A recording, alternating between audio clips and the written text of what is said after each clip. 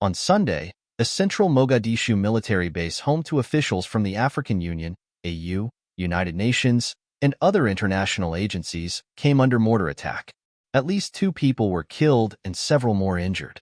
Al-Shabaab, the jihadist group seeking to topple Somalia's government, quickly claimed responsibility, underscoring its relentless campaign of violence across the country. Despite some progress in the federal government's military campaign against Al-Shabaab in recent years, it has never gained the upper hand. The group remains in control of large swathes of the center and south of the country, and due to infighting in the anti-Al-Shabaab coalition, comprising federal, state, and international partners, this area could soon expand. Somalia desperately needs to build a cohesive political and military response. But a new defense pact between Mogadishu and Cairo may threaten the country's stability by further straining relations with Ethiopia. These tensions could undermine the future of the AU's peacekeeping mission in the country, ATMIS, of which Ethiopia is the main contributor. The pact could also pit Somalia's federal government against its states, widening a power vacuum that Al-Shabaab and other armed groups in the country are primed to exploit. Somalia's security quagmire.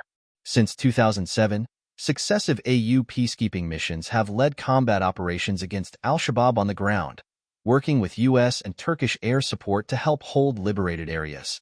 At the end of this year, however, the ATMIS's mandate will expire. Diplomats are working around the clock to ensure a new, downsized AU mission takes over in 2025, but issues over funding and staffing cast a shadow on Somalia's security for the foreseeable future. Ethiopia forms the backbone of the military effort against Al-Shabaab, partly through ATMIS and partly through bilateral agreements with Somalia's federal government. Ethiopia has 8,000 to 10,000 troops deployed in central and southern Somalia.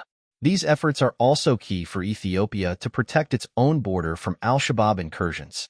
Now, however, the Egypt-Somalia Defense Pact risks damaging the fragile political and military balance by openly challenging Addis Ababa. Egypt's and Somalia's respective relations with Ethiopia have soured in recent years, bringing their own security cooperation closer together. For Cairo, its rivalry with Addis Ababa stems from the Grand Ethiopian Renaissance Dam on the Nile River, which threatens Egypt's water security.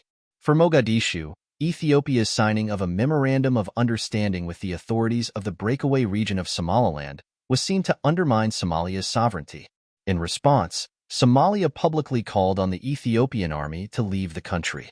To fill that vacuum and put more pressure on their common adversary, Ethiopia, the defense pact calls on Egypt to deploy some 10,000 troops to Somalia, half through the next AU mission and half bilaterally. But Cairo is unlikely to deploy this many troops. It has not put boots on foreign soil for decades, has little knowledge of the Somali context, and is facing a deep financial crisis. Besides this, the AU will not endorse a plan that blatantly antagonizes Addis Ababa. And yet, Egypt has sent 2 weapons shipments into Somalia, much to the neighboring Ethiopian government's alarm. The consequences of brinkmanship. Egypt's and Somalia's deteriorating relations with Ethiopia could have 2 dangerous ramifications for the fight against Al-Shabaab. First, the Somali attempt to sideline Ethiopian troops and replace them with Egypt's is hindering the planning for ATMIS's new mandate. This is because Addis Ababa remains the major troop contributor of the current mission, with no realistic replacement and deep security interests in Somalia that it is reluctant to give up. If the next AU mission does not materialize, the resulting security vacuum could create the conditions for Al-Shabaab to conquer key areas of the country and destabilize the entire region. The second issue concerns the political stability of Somalia. The country's fraught state-building process already suffers from division between the federal and state governments. Now, Egypt-Ethiopia tensions are further splintering the country.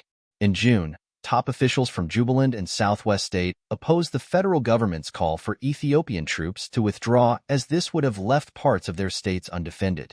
Southwest State, where Ethiopia's military presence and influence is particularly strong, also criticized the deal with Egypt. These intra-Somali frictions could be the final blow to the country's state-building process, further fragmenting political and military action which Al-Shabaab is set to exploit. The risk of this could be heightened if, once deployed, Ethiopian or Egyptian troops support opposing Somali clans.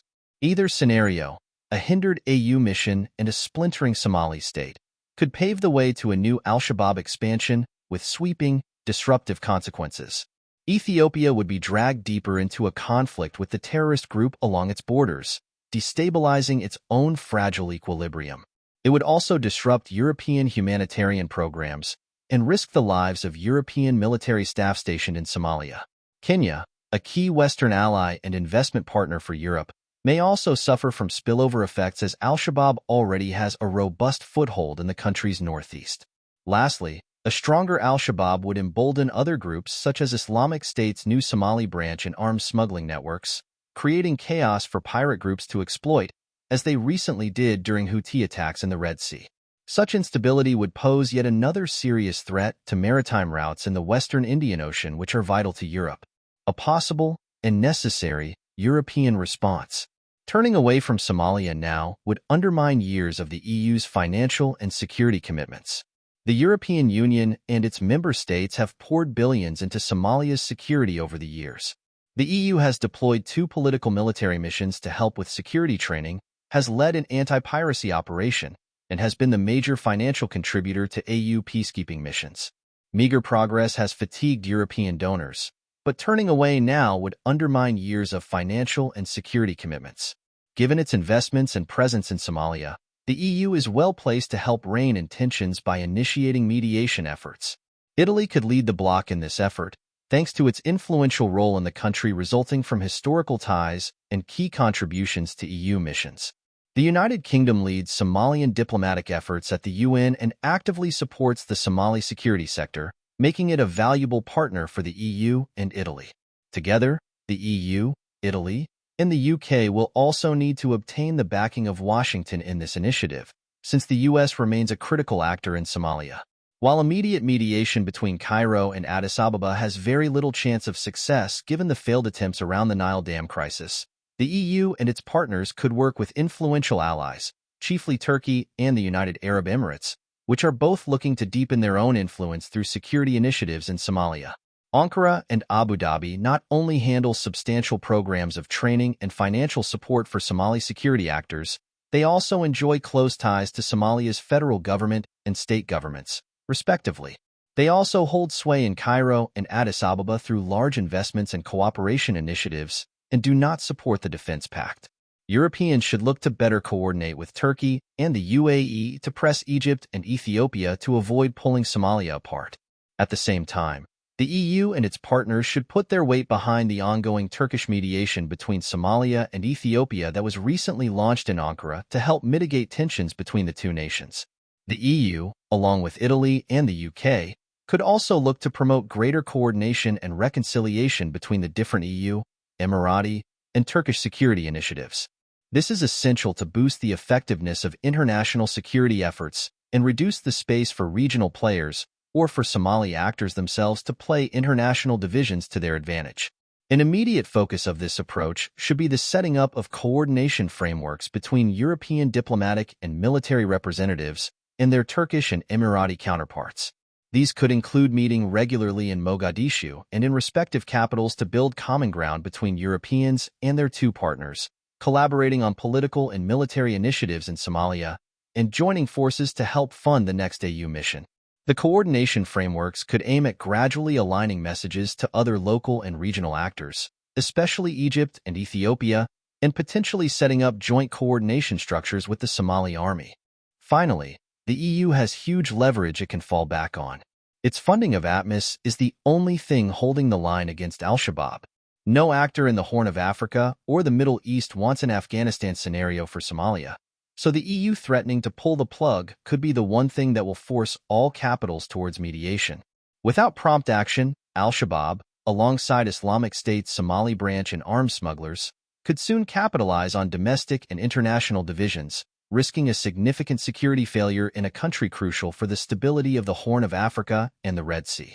The European Council on Foreign Relations does not take collective positions. ECFR publications only represent the views of their individual authors.